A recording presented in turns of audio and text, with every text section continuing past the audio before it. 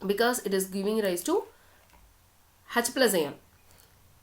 And hence salt hydrolysis பொறுத்த வரைக்கும் ஒரு ஆசிட் ஒரு பேஸோ ரியாக்ட் பண்ணுச்சு அப்படின்னு சொன்னா it is said to be salt hydrolysis. Okay, sorry acid and base வந்து neutralization reaction. Acid and base வந்து neutralization reaction. இந்த reaction தலையில எழுதிக்கங்கடா. எழுதிருக்கோம் இல்லையா இந்த reaction NaOH plus HNO3 that gives us to NaNO3 plus H2O. இதுல இந்த forward reactionக்கு பேரு neutralization reaction அப்படின்னு நம்ம எழுதிப்போம். forward reaction க்கு பேரு neutralization reaction. backward reaction க்கு பேரு salt hydrolysis. backward reaction க்கு பேரு salt hydrolysis.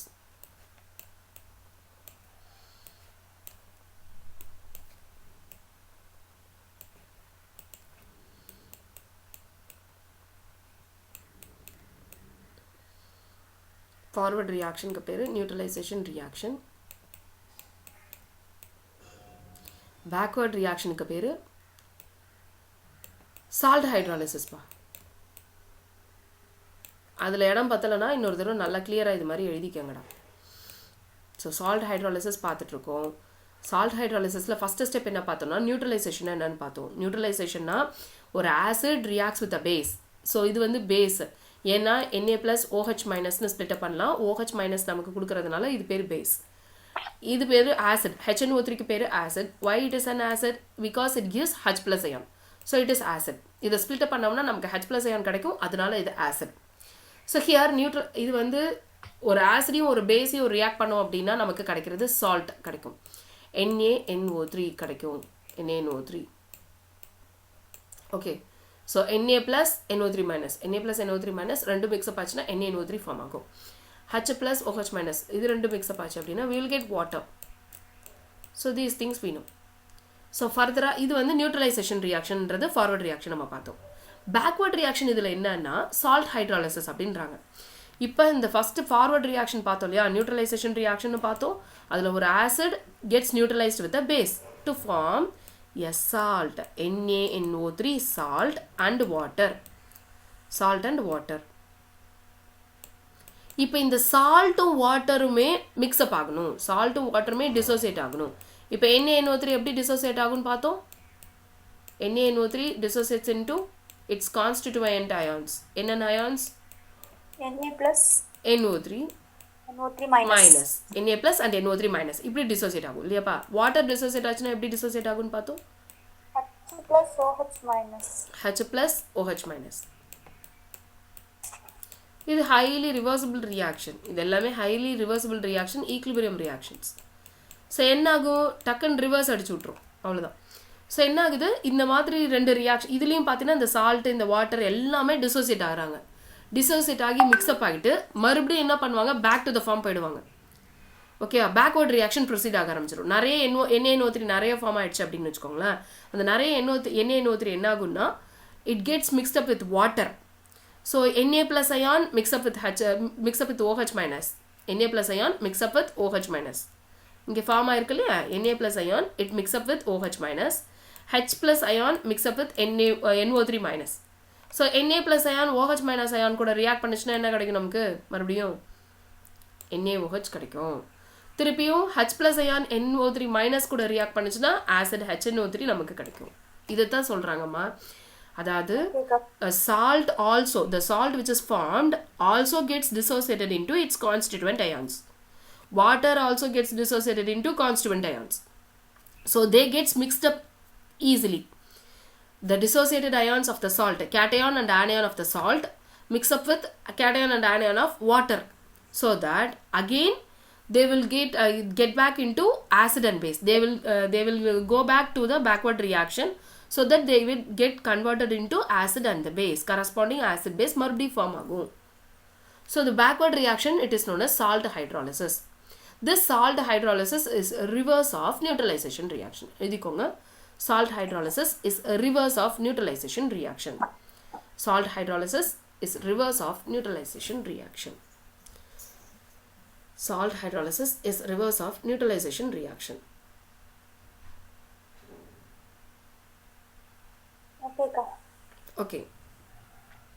So இதில் next point என்ன எழுதிக்கணும்னா if அதாவது concentration of H plus must be equal to concentration of OH minus. அப்பதான் வாட்டர் வந்து ஆசிடாவும் இருக்காது பேஸாவும் இருக்காது நியூட்ரலா இருக்கும். Concentration of H plus ions must be equal to concentration of OH minus. Only then water will be neutral. Water is neutral. If concentration of H plus ion is equal to concentration of OH minus ion, then water is said to be neutral. எழுதிக்கோங்கடா. If concentration of H plus ion is equal to concentration of OH minus ion, then water is said to be neutral. Okay, ka. Okay. So NO3 minus இப்போ வந்து HNO3 இருக்கு இல்லையா? HNO3ன்றது என்னது? ஆசிடா பேஸா?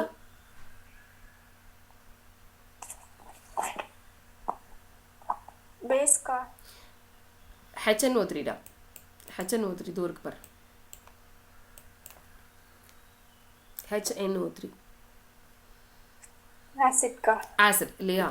So இப்போ ஒரு HNO3 நமக்கு dissociate ஆச்சுன்னா மறுபடியும் எடுத்து எழுதுங்க HNO3 ஆசிட். HNO3 மட்டும் எழுதுங்க HNO3. இது டிசோசியேட் ஆச்சு அப்படின்னா it will give rise to H plus NO3 minus.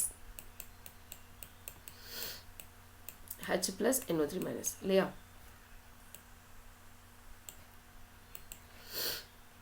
Okay ஒரு acid dissociates to give H plus ion and NO3 minus. So இது வந்து ஆசிட். இப்போ NO3 minus நம்ம என்னன்னு சொல்லணும் அப்படா? அதோட கான்ஜுகேட் பேஸ் அப்படின்னு சொல்லணும். ஒரு ஆசிட்லேருந்து H plus ion எடுத்துட்டோம் அப்படின்னா அந்த H plus ion ரிமூவ் பண்ணதுக்கு அப்புறம் கிடைக்கிற நெகட்டிவ் அயான் பேர் கான்ஜுகேட் பேஸ். ஒரு ஆசிடில் மறுபடியும் எடுக்கோங்க, ஒரு ஆசிடில் H plus ion ரிமூவ் பண்ணிட்டோம். அந்த ஆசிட்லேருந்து H plus ion எடுத்ததுக்கு அப்புறம் கிடைக்கிறது வந்து இந்த நெகட்டிவ் அயான்.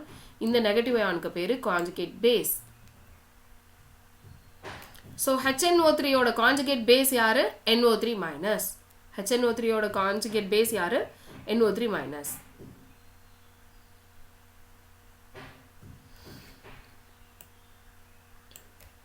புரியுதம்மா? ஓகே. ஸோ இதே மாதிரி NaOH எடுத்துக்கோங்க. NaOH இது எப்படி செப்பரேட் ஆகும்? NaOH எப்படி செப்பரேட் ஆகும்? Na plus OH minus. Na plus OH minus னு செப்பரேட் ஆகும்.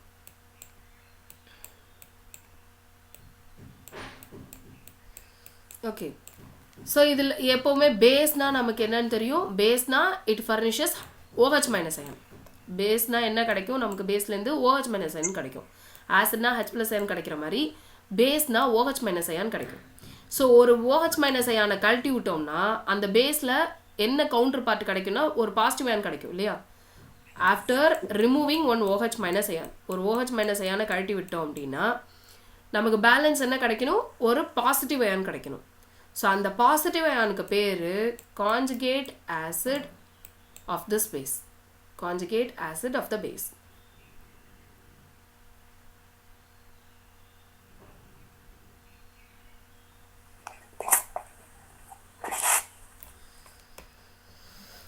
NaOHலேருந்து ஒரு OH மைனஸை கழட்டி விட்டதுக்கப்புறம் கிடைக்கிற அந்த பாசிட்டிவ் அயானுக்கு பேர் கான்ஜுகேட் ஆசிட்.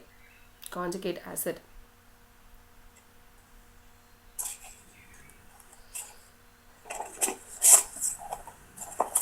Okay, ka. இப்போ அவ்வளோதாம்மா. So it means that no hydrolysis. In such a salt, what happens? H plus ion and OH minus ion, pH is maintained and therefore solution is neutral. So here, இந்த conjugate base மறுபடியும் இந்த H plus ஓட react பண்ணுமானா பண்ணாது. ஓகேவா? இது ஃபர்தராக என்ன ஆகணும்? NaNO3 form ஆகிடணும் சால்ட்டாக. ஓகேவா? மறுபடியும் இது H plus ion கூட ரியாக்ட் பண்ணி HNO3 ஃபார்ம் பண்ணக்கூடாது. அதே மாதிரி இந்த Na plus ion வந்து OH மைனஸ் கூட ரியாக்ட் பண்ணி மறுபடியும் NaOH போகக்கூடாது இல்லையா? ஸோ இதை வந்து என்னன்னு சொல்கிறாங்க? NO3 மைனஸ் வந்து it has no tendency to react with H plus. அதே மாதிரி Na plus ion it has no tendency to react with OH minus. They unitedly they will form a salt NaNO3. They will form a salt NaNO3. இந்த salt solution வந்து நியூட்ரலாக இருக்கும் அப்படின்றாங்க. இது ஆசிடாகவும் இருக்காது பேஸாகவும் இருக்காது, நியூட்ரலாக இருக்கும். ஓகே, இது நியூட்ரலாக இருக்கும் அப்படின்றாங்க. இது வந்து இங்கே பாருங்கள், இந்த ஆசிட் வந்து ஸ்ட்ராங் ஆசிட்னு எழுதிக்கோங்க பாப்பா. இந்த ஆசிட்னு எழுதிருக்கீங்களா HNO3, இதில் இது வந்து ஸ்ட்ராங் ஆசிட்னு எழுதிக்கும், இது ஸ்ட்ராங் பேஸ்னு எழுதிக்கும். இந்த கதை என்னன்னு நான் நாளைக்கு சொல்கிறேன். இது ஸ்ட்ராங் ஆசிட் ஸ்ட்ராங் பேஸ். ஏன்னா ஸ்ட்ராங் ஆசிட் ஏன் சொல்கிறோன்னா it gets completely dissociated into H+ ion and NO3- ion. மிச்சம் இதெல்லாம் இருக்காது, கம்ப்ளீட்டாக டிசோசியேட் ஆகிடும். எடுத்தீங்கன்னா H+ அயான் NO3- அயானாக கம்ப்ளீட்டாக டிசோசியேட் ஆகும். அதே மாதிரி பேஸ்லேயும் பார்த்தீங்கன்னா NaOH வந்து strong base. NaOH is a strong base. Na plus OH minus அயானு கம்ப்ளீட்டாக டிசோசியேட் ஆகும். So it is called a strong base. Okay, so strong acid strong base. இது கான்ஜுகேட் பேஸ், கான்ஜுகேட் ஆசிட். இந்த conjugate base and conjugate acid, okay, இந்த conjugate base வந்து does not react with H+ ion again அப்படின்னு எழுதிக்கோங்க. Conjugate base எழுதிருக்கீங்கல்ல, அதுக்கு பக்கத்தில் arrow mark போட்டு it does not react with H+ ion again, does not react with H+ ion, மறுபடியும் H+ அயானோட மிங்கிள் ஆகாது. again this Na+ அயான், இந்த கான்ஜுகேட் ஆசிட் இருக்கு இல்லையா, அதுவும் does not react with OH- ion again, பக்கத்தில் இருக்கவங்களோட திருப்பி ரியாக்ஷனில் இறங்காது. does not react with OH- ion again. Na+ம் NO3- சேர்ந்து they will form NaNO3.